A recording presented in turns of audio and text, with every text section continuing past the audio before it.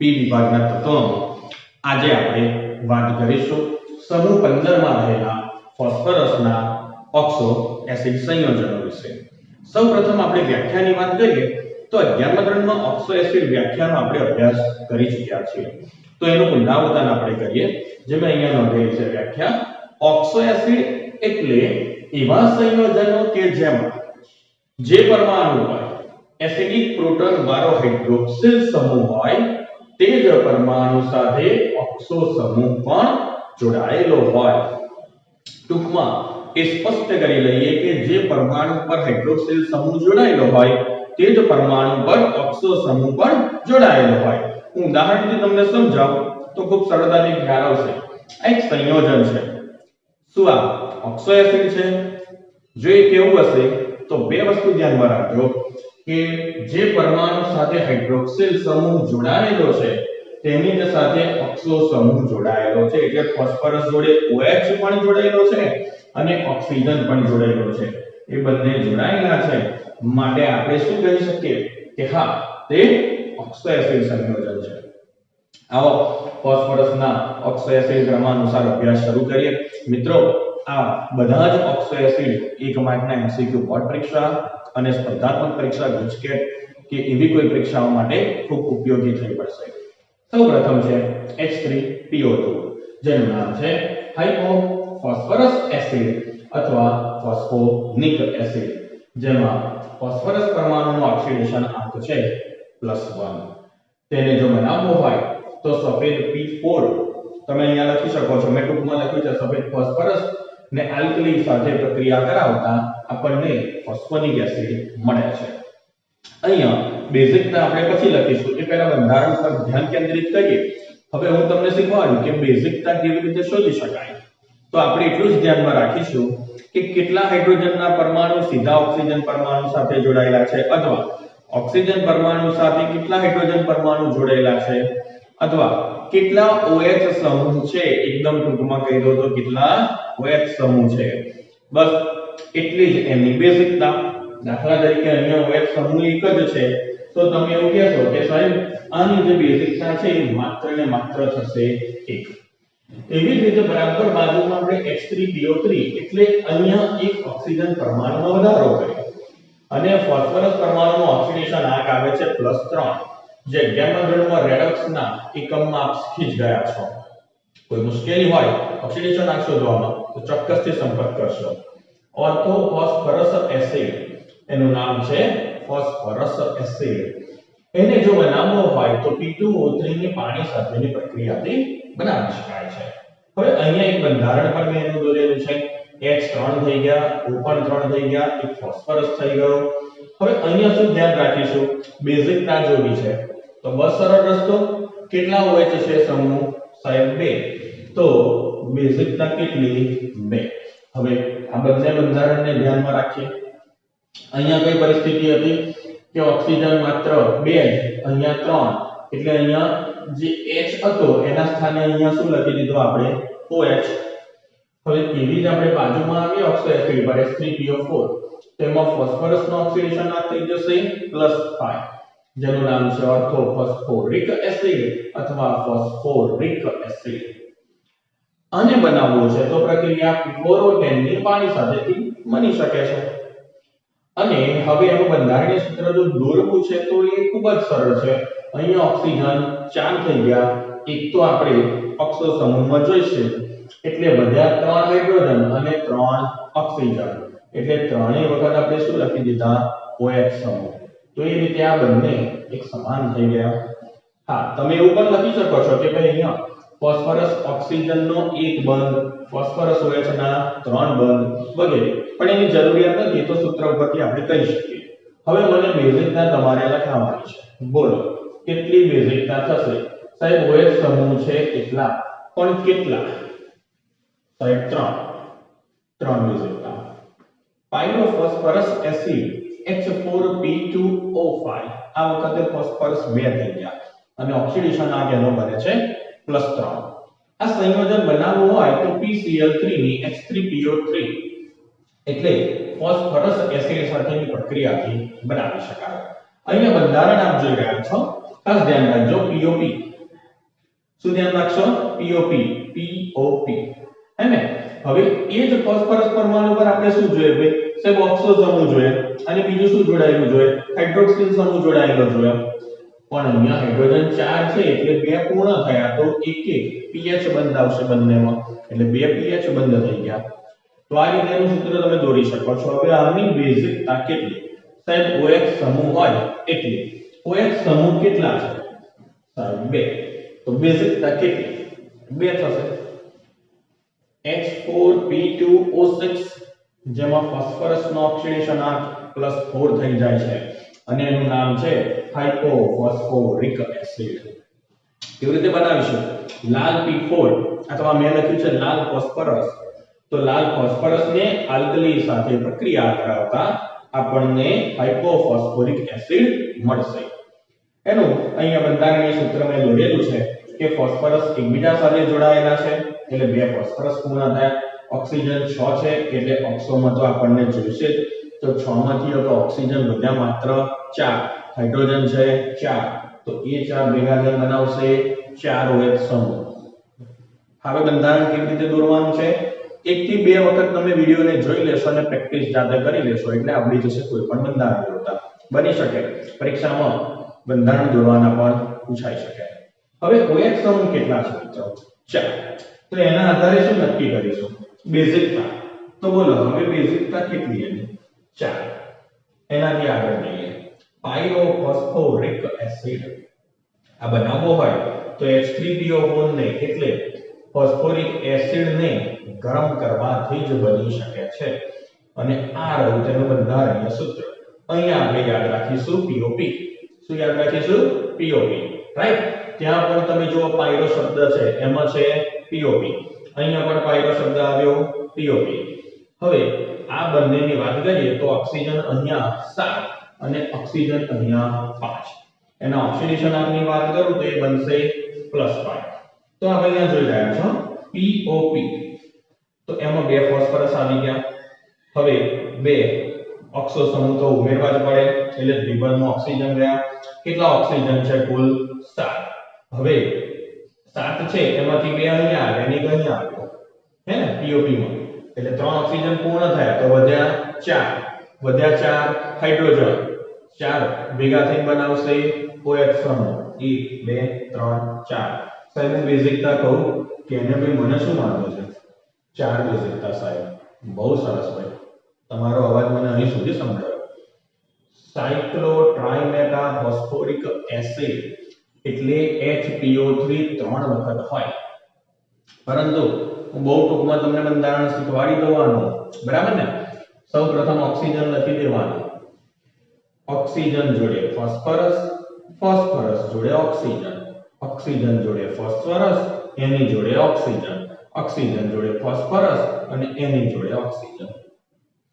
જે રીતે આપણે બેન્ઝીનમાં 6 કાર્બન જોડીએ છીએ એકબીજા સાથે વલય આકારે, એ જ રીતે અહીંયા ઓક્સિજન મધ્યમાં લખી અને એકવાર ફોસ્ફરસ મૂકો, પછી ઓક્સિજન, ફોસ્ફરસ, ઓક્સિજન અને ફોસ્ફરસ. હવે વ્યાખ્યા અનુસાર કે દરેક ફોસ્ફરસ ઉપર આપણે એક ઓક્સો સમૂહ, હાઇડ્રોક્સિલ સમૂહ, હાઇડ્રોક્સિલ સમૂહ, ઓક્સો સમૂહ, હાઇડ્રોક્સિલ સમૂહ, ઓક્સો સમૂહ જોડવા પડે. અહીંયા આપણે ઓક્સિડેશન આંક મેળવીશું તો તે થશે +5. અને એની બેઝિકતાની વાત કરું સાહેબ, અમે બોલીએ બધા જ ભેગા થઈને હા બોલો, તમારો જવાબ આવ્યો 3. પોલીમેટા ફોસ્ફોરિક એસિડ HPO3N. N એટલે આગળ શબ્દ છે પોલીમરનો, પોલી એટલે ઘણી બધી વખત. મિત્રો આનું પુનરાવર્તિત એકમ છે એટલે એ લખતા શીખવાડી દઉં તમને. ફોસ્ફરસ લખી દેવો પડે, ઓક્સો સમૂહ બતાવવો પડે, હાઇડ્રોક્સિલ સમૂહ બતાવવો પડે. ઓક્સિજન કેટલા છે? 3. ફોસ્ફરસ અને હાઇડ્રોજન તો એક જ છે તો ઓક્સિજન 3 થઈ ગયા. હવે આનું નાનું પુનરાવર્તન કરવાનું છે આપણે. ચલો તો એનું પુનરાવર્તન કરીએ તો ફોસ્ફરસ એકલ બંધમાં કોની જોડે જોડાયેલો છે? ફોસ્ફરસ એકલ બંધમાં ઓક્સિજન સાથે. લો આ રહ્યો ઓક્સિજન. તો ઓક્સિજન વળી પાછો કોની જોડે જોડાયેલો છે? સાહેબ તો ફોસ્ફરસ જોડે જોડાયેલો છે. ફોસ્ફરસની ઉપર તરફ સાહેબ દ્વિબંધમાં ઓક્સિજન, ફોસ્ફરસની નીચેની તરફ સાહેબ એકલ બંધમાં OH. ફરી એકવાર અમે દોરાઈએ, અમે બોલીએ, તમે દોરો, બોલતા જાઓ તમે. સાહેબ ફોસ્ફરસની જોડે એક બંધમાં ઓક્સિજન, ઓક્સિજન જોડે એક બંધમાં ફોસ્ફરસ, ફોસ્ફરસની ઉપર ઓક્સો સમૂહ, ફોસ્ફરસની નીચેની તરફ OH સમૂહ.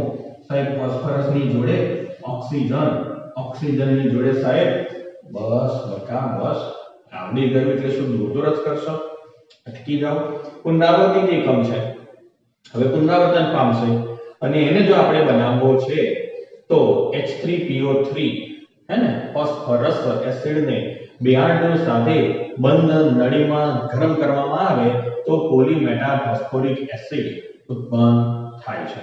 વિદ્યાર્થી મિત્રો, હવે સમૂહ 16 માં રહેલા સલ્ફરના ઓક્સો એસિડ સંયોજનો વિશેની વાત કરીએ. તો વ્યાખ્યા તો આપણે લખેલી છે, એને ટૂંકમાં પુનરાવર્તિત કરીને તમને આપી દો કે જે પરમાણુ સાથે હાઇડ્રોક્સિલ સમૂહ જોડાયેલો હોય તેની સાથે ઓક્સો સમૂહ પણ જોડાયેલો હોય. એવું આ રહ્યું એક ઉદાહરણ કે અહીંયા સલ્ફર સાથે હાઇડ્રોક્સિલ સમૂહ પણ જોડાયેલો છે અને ઓક્સો સમૂહ પણ જોડાયેલો છે, માટે આને આપણે ઓક્સો એસિડ સંયોજન તરીકે ઓળખી શકીએ. અહીંયા આપણે સલ્ફરના ઘણા બધા ઓક્સો એસિડ જોઈ રહ્યા છીએ. ક્રમાનુસાર તેનો અભ્યાસ શરૂ કરીએ.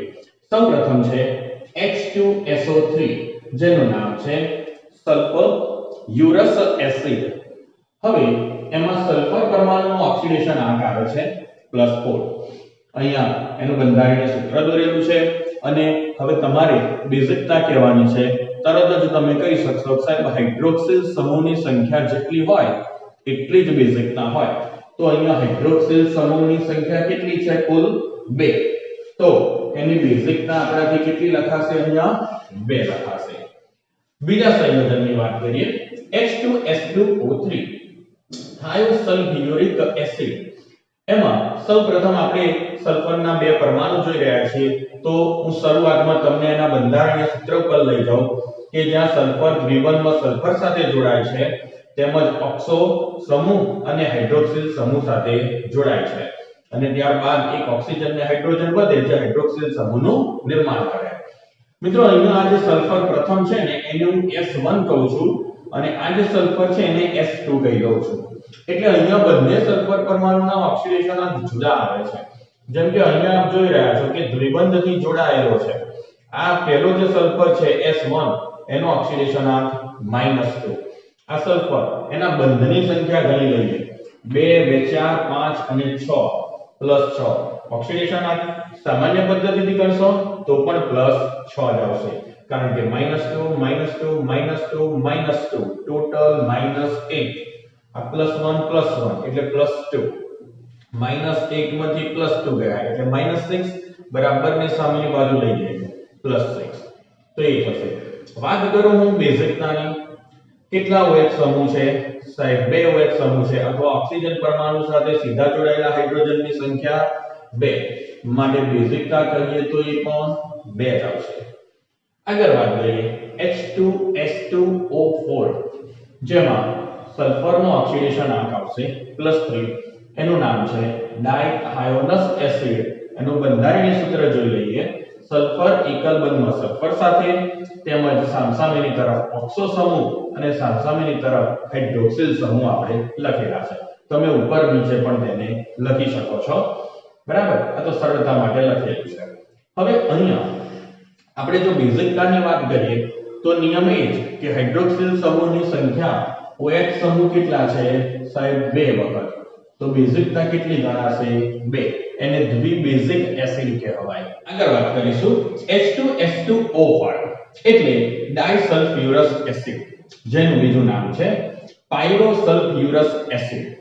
સૌપ્રથમ આપણે એના બંધારણ પર ધ્યાન કેન્દ્રિત કરીએ કે જ્યાં સલ્ફર સલ્ફર સાથે જોડાયેલું છે પરંતુ એક સલ્ફર 3 ઓક્સિજન પરમાણુ સાથે અને બીજો સલ્ફર માત્ર 2 ઓક્સિજન પરમાણુ સાથે જોડાયેલો છે. એટલે આ સલ્ફરને મેં નામ આપ્યું છે સલ્ફર 1 અને આ સલ્ફરને હું નામ આપું છું સલ્ફર 2. અહીંયા બંને સલ્ફરના ઓક્સિડેશન આંક જો આપ શોધવા જશો આના અનુસાર તો +5 અને આના અનુસાર તમને મળશે અહીંયા +3. વાત કરીએ તેમની બેઝિકતા વિશે. હાઇડ્રોક્સિલ સમૂહની સંખ્યા 2 હોવાના કારણે બેઝિકતા અહીંયા આપણને જોવા મળે છે 2.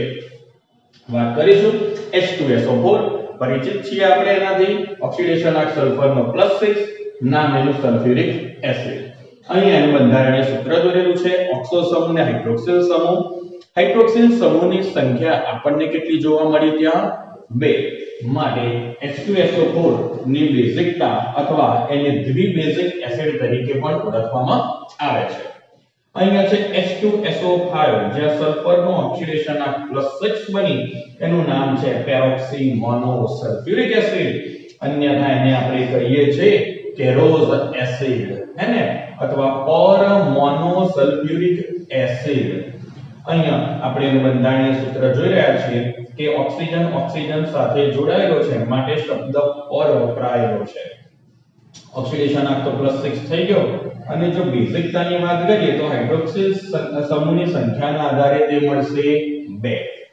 H2S2O7 સલ્ફરનો ઓક્સિડેશન આંક +6 પાયરોસલ્ફ્યુરિક એસિડ કહેવાય અથવા આપણે એને ઓળખીએ છીએ ઓલિયમના નામથી અહીંયા SOS એક જ ઓક્સિજન ખાસ ધ્યાન રાખજો બાકી ઓક્સો સમૂહ અને 2 હાઇડ્રોજન છે એટલે 2 હાઇડ્રોક્સિલ સમૂહ હવે હાઇડ્રોક્સિલ સમૂહ અહીંયા 2 થઈ ગયા છે માટે બેઝિકતાનું મૂલ્ય અથવા તેને દ્વિબેઝિક એસિડ તરીકે આપણે ઓળખીએ છીએ H2S2OH જ્યાં સલ્ફરનો ઓક્સિડેશન આંક થાય છે +6 એને કહેવાય પેરોક્સો ડાઇસલ્ફ્યુરિક એસિડ અથવા એનું નામ છે માર્શલ એસિડ અથવા પર ડાઇસલ્ફ્યુરિક એસિડ આ છે પર મોનોસલ્ફ્યુરિક એસિડ આ છે પર ડાઇસલ્ફ્યુરિક એસિડ જ્યાં આપણે SOOS એટલે 2 સલ્ફર વચ્ચે 2 ઓક્સિજન અહીંયા 2 સલ્ફર વચ્ચે માત્ર એક જ ઓક્સિજન